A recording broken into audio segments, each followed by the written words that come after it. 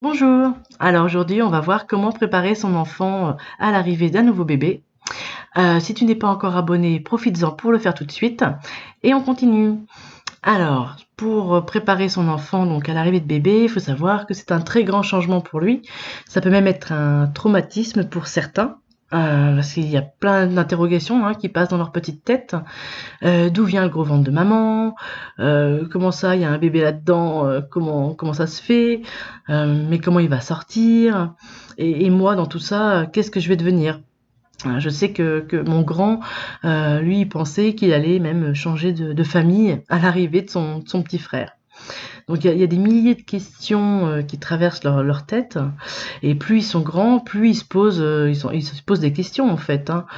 Donc on va voir ensemble comment diminuer leur stress et comment bien les préparer. Alors tout d'abord, ils peuvent se poser la question de comment on fait les bébés en fait, tout simplement. C'est la question la plus stressante pour les parents.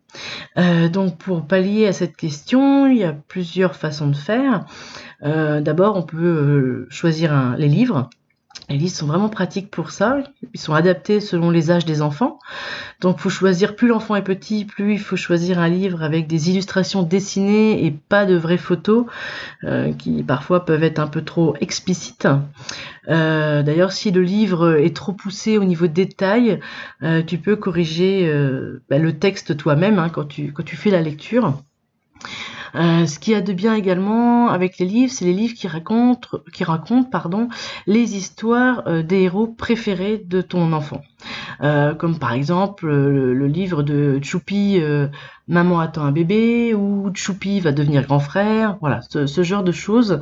Ça permet aux enfants de se projeter et de se rendre compte comment Choupi réagit par exemple, et puis pouvoir se rendre compte que ce n'est pas la fin du monde. Donc dans tous les cas, il faut expliquer comment on fait les bébés de façon vague mais réaliste. Dire que les abeilles c'est pareil, eh ben non, ça fonctionne pas au niveau explication. Il faut expliquer la vérité sans passer par la technique. Après, on peut expliquer gros câlin, etc. Mais pas aller dans le détail, bien sûr. Sauf si effectivement l'enfant est à 10 ans, 11 ans, enfin voilà. Mais pour les 4-5 ans, on va éviter de rentrer trop dans les détails. Je sais que moi, la grande question de mon fils, c'était comment bébé allait sortir.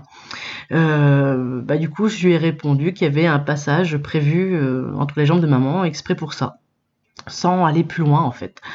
Il avait 4 ans et demi, donc il se posait beaucoup plus de questions effectivement que si ton enfant a 2 ans, forcément. Ensuite, il peut rentrer dans une phase où il n'aime pas du tout ce bébé, où il le déteste même.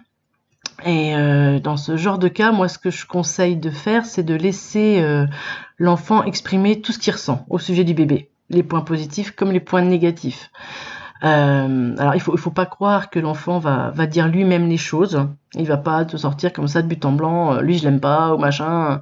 Non, c'est pas automatique parce que de base l'enfant ne souhaite pas blesser ses parents volontairement, et encore moins une maman s'il la sent un peu plus fragile que d'habitude. Donc à ce moment-là, lors d'un moment calme, demande-lui ce qu'il ressent pour le bébé, tout en lui expliquant qu'il peut tout dire, que tu ne le fâcheras pas quoi qu'il dise, ça ne changera rien. Moi, je sais que mon grand m'avait dit qu'il n'aimait pas le bébé, et c'est tout à fait normal qu'il ressente ce genre de sentiments. Je ne sais plus où est-ce que j'avais lu ça, mais en final, pour un aîné, l'arrivée d'un second enfant, ça a le même impact que si ton mari t'a mené une nouvelle femme à la maison en te disant que tu dois l'aimer, que tu dois tout partager avec elle. Que c'est quelqu'un de super et que ça va le faire entre vous deux. À mon avis, ta réaction sera pas sera pas top. Voilà, c'est un peu ce que ressent un aîné, enfin pour l'enfant unique qui va avoir un petit frère ou une petite sœur. Donc durant cette phase, il faut également faire attention aux modifications qu'on réalise dans la maison. Par exemple, faut pas sortir ton aîné de son petit lit douillet juste pour le mettre dans la chambre du bébé. Voilà, parce que t'as pas envie de racheter un deuxième lit à barreaux, ce qui est compréhensible, mais voilà, il faut pas le faire du jour au lendemain. Voilà, faut faire par étapes. C'est pareil, il faut pas enlever les jouets de l'aîné qui traînent par exemple dans le salon très peu de temps avant l'arrivée du bébé. dans ces 2 points. Il aura la pression de devoir abandonner ce qu'il aime à cause de bébé. Et pire, pour donner au bébé, par exemple le lit ou des peluches ou des choses comme ça. Donc moi, ce que je conseille, c'est de réaliser les changements courant 2e trimestre. Comme ça, la maman, toi en tant que maman, t'es rassurée que bébé est bien accroché et qu'il va tenir jusqu'au bout. Et ça laisse au grand frère le temps de s'adapter aux changements qu'on réalise dans la maison sans faire le lien avec l'arrivée du bébé. Donc au niveau du 3e point, une partie quand même très importante, il faut surtout pas oublier de rappeler à ton enfant que tu l'aimeras toujours autant. Durant la grossesse, il faut que tu essaies de faire les mêmes activités avec ton grand ou ta grande, hein, comme tu le faisais avant ta grossesse. Si tu avais des moments de jeu ou quoi avec lui, ou des sorties, il faut essayer de continuer le plus que tu peux selon ton état de fatigue. Et surtout, il faut pas refuser de répondre à la moindre question. Même s'il l'a déjà posé 10 fois, c'est que la réponse n'a pas été claire les 9 premières fois ou qu'il a encore des doutes qui persistent et que ça lui trotte dans la tête, ça lui prend la tête, ça peut même lui faire des cauchemars. Donc faut pas hésiter à expliquer les choses, à redire les sentiments, etc. Et une fois que bébé est arrivé, il faut continuer à consacrer quelques heures par semaine pour l'aîné. Aller faire une balade que tous les deux ou aller au cinéma, voilà. Faire vraiment des activités pour pas qu'il se sente complètement isolé.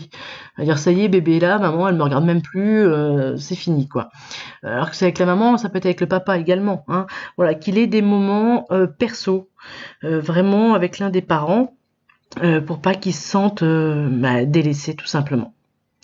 Voilà, j'espère que ces conseils ont pu t'aider et que du coup l'arrivée du petit frère ou de la petite sœur se fera de façon plus zen. À bientôt!